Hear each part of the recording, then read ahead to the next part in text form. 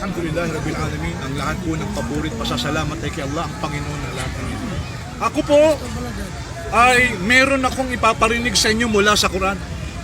Bago ko talakayin po yung sinasabi po niya. Ito bahagi po ng pagpapahayag po namin ng mensahe po ng Quran. Kapag ang tao, ang babatayan niya ay Quran, magkakaisa po tayo. Walang pagtatalo mga Muslim. Na totoo nga, si Propeta Muhammad ang huling sugo. Pag Quran ang pagbabatayan mo, pag Quran ang paniniwalaan mo, tiyak maniniwala ka si Muhammad ay sugo sa lahat ng tao. Anong batayan? Ang sabi po, babasahin ko lang po sa Arabic, tatagalogin po natin ng English. A'udhu billahi minash shaitanir rajim. Qul ayyuhan nasu inni rasulullahi ilaykum jami'an alladhi lahu mulkus samawati wal ard la ilaha illa huwa.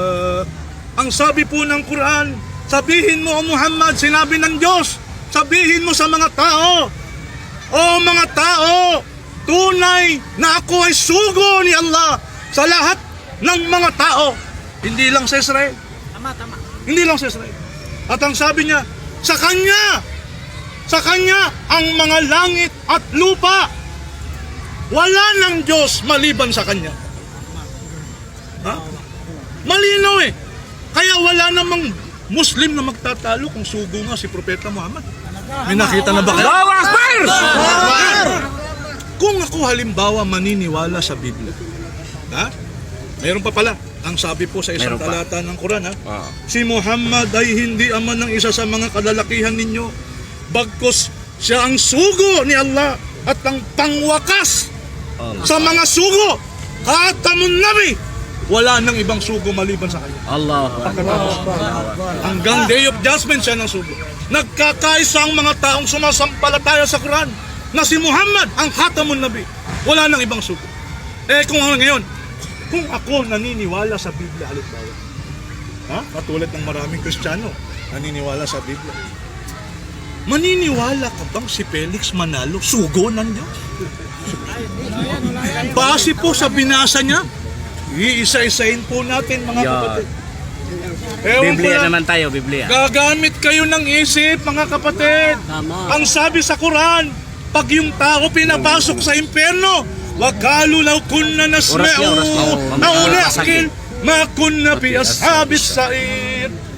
Kung kami lang sana'y nakinig at ginamit ang aming pag-iisip, wala sana kami ngayon sa naglalaglab na apoy ng impyerno. Basagin mo mamaya. Ngayon, tingnan natin.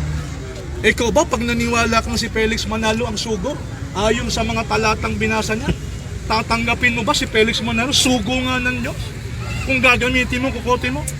Ako maniniwala kang sugo siya. Pag ikaw, tango ka lang ng tango.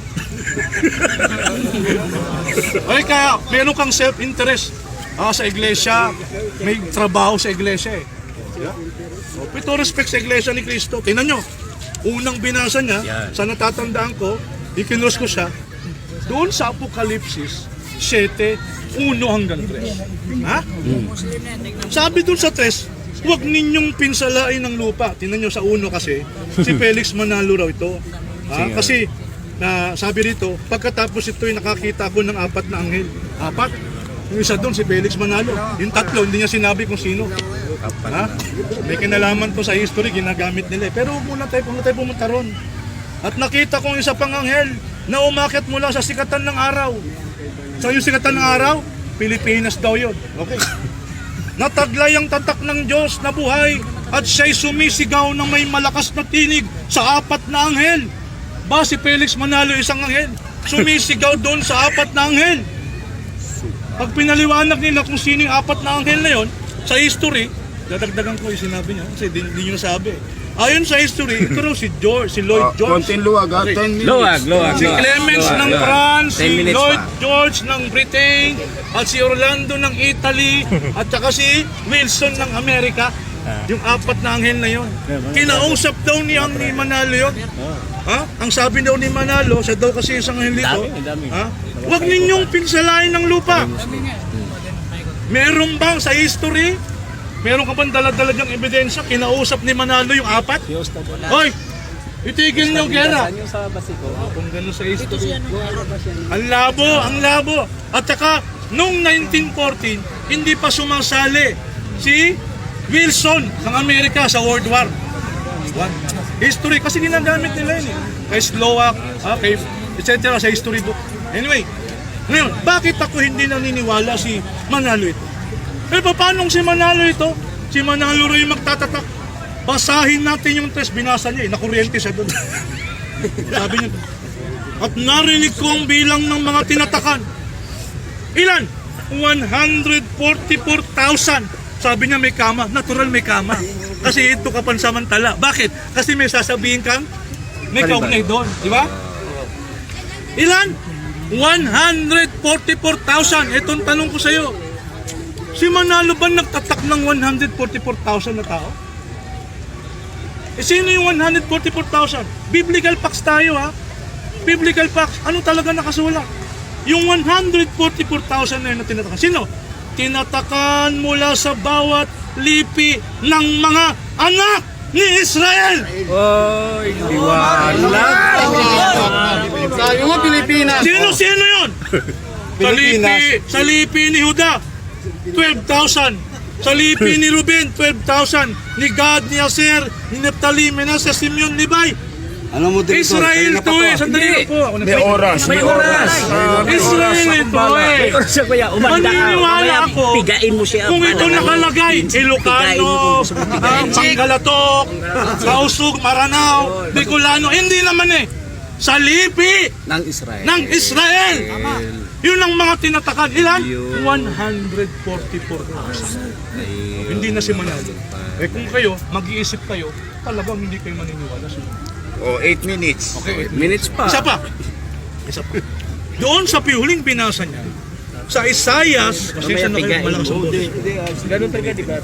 Dito po sa isang talata ng Isaias, sabi niya kasi, 5:43-5:6, huwag kang matakot. Kasi nung binasa ni Manalo to, nagkulong siya ng 3 gabi doon sa kwarto. Ang feeling niya, sa kausap, huwag kang matakot. Sapagkat ako'y kasama mo. Aking dadalhin ng iyong lahing Pilipino raw. Mula sa silangan. Hindi nila gagamitin to. Nagkamali siya. Nakuryente na naman siya. Kasi, ang ginagamit na opisyal ng Iglesia ni Cristo, for information po, no? Para maturuan po kayo ng Muslim. Yung pagdating po dyan, yung kay Mopat, kasi sa Mopat, nakaruktong yung par at saka is, malayong silangan. Ngayon, hindi ko lang dala ebidensya ko eh. Iglesia ni Cristo, inaamin, pagsilangan lang, tutuko yun sa Arabia. No? Pero hindi ng topic natin. Kaya lang, dito, malaman natin sino ba yung kausap ng Diyos ayon sa talatang ito. Itaas natin ng konti. Kasi alam mo, with all respect po, no, ang tingin ko sa Iglesia ni Cristo, tagpi-tagping mga talata, no? Sa tagpi-tagpi na yun, nakabuo ng reliyon. No? Parang squatter, with all respect. Tagpi-tagpi. No? With all respect, no? Pinagpiyero, kumuha. Ganun ang nangyari. Kumuha ng konting talata, hindi kinuha yung context eh. Pero mo, panangaral nila, huwag kang matakot sapagkat ako'y kasama mo, aking dadalhin ng iyong lipi mula sa silangan, Pilipinas yun. Titipunin kita mula sa kanluran. Dadalhin daw sa Amerika, sa Jerusalem. Aking sasabihin sa ilaga, hayaan mo, ang sa timog, huwag mong pipigilin. Dalhin mo rito ang aking mga anak na lalaki na malayo, nagmula. Yun daw yun, sabi ni Felix Manalo, sabi ng aral nila, kausap daw ng Diyos, si Felix Manalo, inutusan, dalhin daw yung lahi niya mula sa silangan o malayong silangan Pilipinas, pinapadala ng Diyos doon sa Jerusalem, pabalik doon. Yung lahi daw ni Felix Manalo. Yung bang sinabi sa Biblia? Kaya sabi ko, taas nga ninyo yung pagbasa. Nakuryente na naman siya ng 1,000 volts. Pero hindi siya natinag. Okay. Sabi ko rito. Ano yung lagyo? Basahin ho natin ng konti. Taas lang natin ng konti. Ayan ang ano yung sa akin. Binasa niya 5:6. Itaas lang natin yung talang. Taas na. Ha? Saan yun? 43. 43 pa. 43. Ha? 5 minutes. Ngunit ngayon ganito ang sabi ng Panginoon. Siya na lumalang sa iyo, O Jacob. Jacob eh! Siya na naganyo sa iyo, O Israel! Israel eh! Hindi naman sinabi, ako na lumalang sa iyo, O Felix! May ko isugo. Siya na naganyo sa iyo, O Manalo! Hindi naman ganun eh! Jacob na naman. Pinagluluko nyo kami niyan eh, pambira naman kayo. Eh kahit bata pumasa nito eh. Halimbawa, assignment. Sino yung kinakausap ng Diyos ayon sa 40 test ng Isaias? Nako, kahit bata pa sagutin mo, si Jacob sigurado ko sasagutin. Ha? Bakit? In the word na sinabi mong si Manalo ito, ang hirap-hirap ngayon ng katayuan mo, kapatid.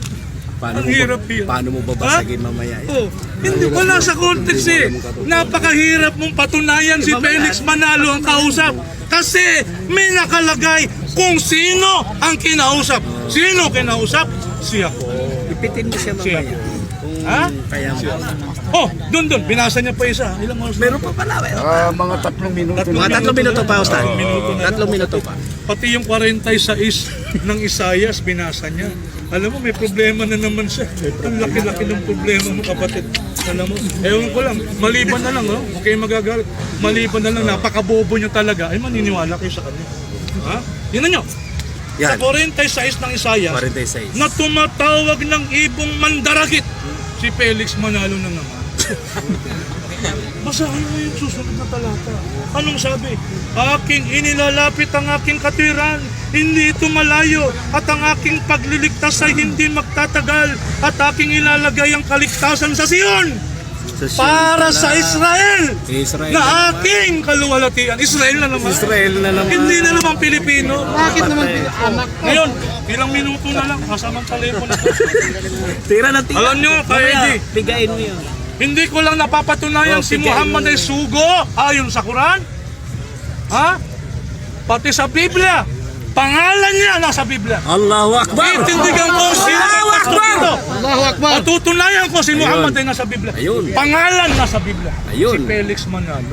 Mr. Rashid, huwag kang mga hamon ng tagalabas Opo. dahil may kaharap ka naman. Kasi pinangkarap mo. Tama. Except lang po ako. Bakit po? Mabasa po ako ng isang talata. Pakinggan po ninyo. Songs of Solomon, chapter 5, verse 16.